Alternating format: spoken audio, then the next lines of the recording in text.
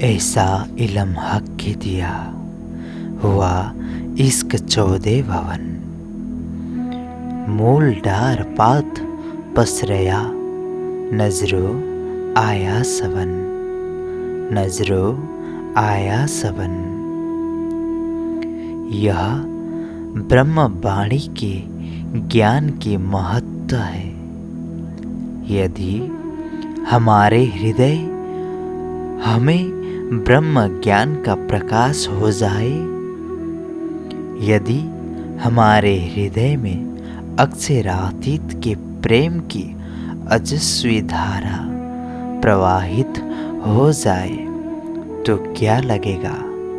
हमें अपना यह संसार नहीं दिखेगा। ऐसा हक के इलम दिया हुआ इश्क चौदे भवन।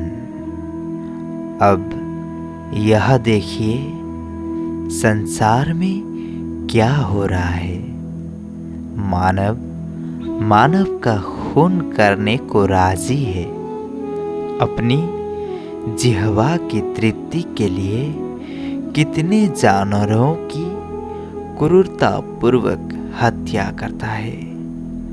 अपने शरीर को सजाने के लिए, सौंदर्य प्रसाधनों के लिए कितने जानवरों का निर्ममतापूर्वक गला घोंटता है। मानव का दिल इतना क्रूर है, फिर वाणी क्यों कह रही है हुआ इसके 14 तबक। जहां भाई भाई में द्वेष, घर घर में लड़ाइयाँ, नगर नगर में लड़ाइयाँ, फिर 14 तबक में इश्क होने का तात्पर्य क्या है? एक राजा था। उसकी इच्छा थी कि मैं हर चीज को हरे रंग का देखूं। उसने अपने मंत्रियों से कहा कि मेरे राज्य की हर वस्तु को हरे रंग से रंग दो। सब कुछ हरे रंग से रंगाए जाने लगे। एक चालाक मंत्री था। मंत्री ने कहा कि राजा साहब, सबको हरे रंग से रंगाने का खर्च तो बहुत ज्यादा आएगा। जब आपकी इच्छा यह है कि हर चीज हरे रंग की दिखाई दे, तो आप हरे रंग का चश्मा ही पहन लीजिए। सफेद दूध भी आपको हरे रंग का नजर आएगा। राजा ने ऐसा किया और सारा काम हो गया।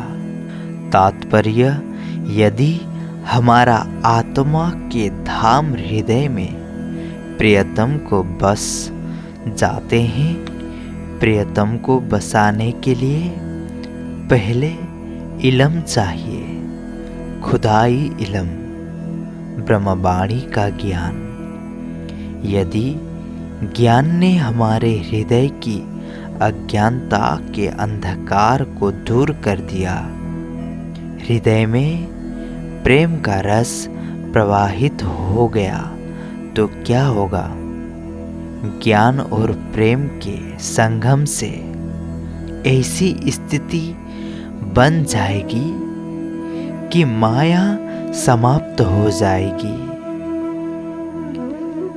इसी को कहा जाता है, माया गई पोताने घेर। यानी माया हमारे हृदय से हट गई है और वह अपने घर चली गई है। माया का कोई घर नहीं है। हम संसार में रहते हुए वैसे ही माया से किनारे रहेंगे। जैसे कमल का फूल पानी में रहते हुए भी पानी से अलग रहता है, अन्यथा माया का संसार तो ऐसा ही है।